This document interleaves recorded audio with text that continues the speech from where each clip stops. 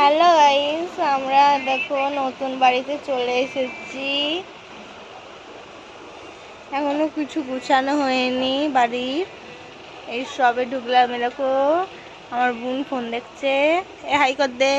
Hi guys, আমাদের like comment share কর দিও।